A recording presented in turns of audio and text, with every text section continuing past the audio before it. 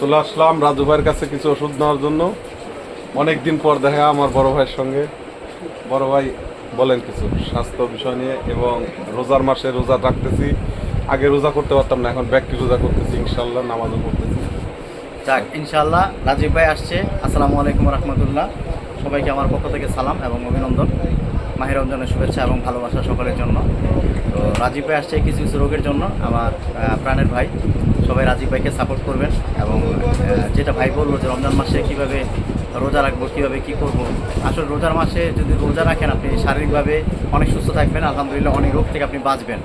এর মূল কারণ হচ্ছে আমরা রোজার মাস ছাড়া অন্যান্য সময় যে খাবারগুলো খাই, এই খাবারগুলো আপনার ডাইজেস্টিক হইতে অনেক সমস্যা হয় এবং আপনার শরীরের জন্য অনেক ক্ষতিকর হয়। আর রোজার সময় যদি আপনি রোজা রাখেন, তাহলে আপনার ওই সময়ে আপনার পেটটা বলেন, আপনার যে খাবার হজম শক্তির অনেক ভালো থাকবে, এবং পেটের মধ্যে আপনার বাড়তি কোনো ধরনের কোলেস্ট্রল জমবে না। কোলেস্ট্রল না জমলে আপনার দেখবেন প্রথমত আপনি লিভারের রোগ থেকে বাঁচবেন। আর লিভারের রোগ থেকে বাঁচা মানে আপনি অনেক রোগ থেকে বাঁচা, এসিডিটির সমস্যা হবে না। সর্বোপরি মানুষ ফিটনেসের দিক থেকে অনেক ভালো থাকবে আলহামদুলিল্লাহ। এই জন্য আল্লাহ তাআলা রমজান মাস 1 মাস দিয়েছেন, যেন আমরা এই 1 মাসের ট্রেনিংটা নিয়ে যেন 11 মাস চলতে পারি।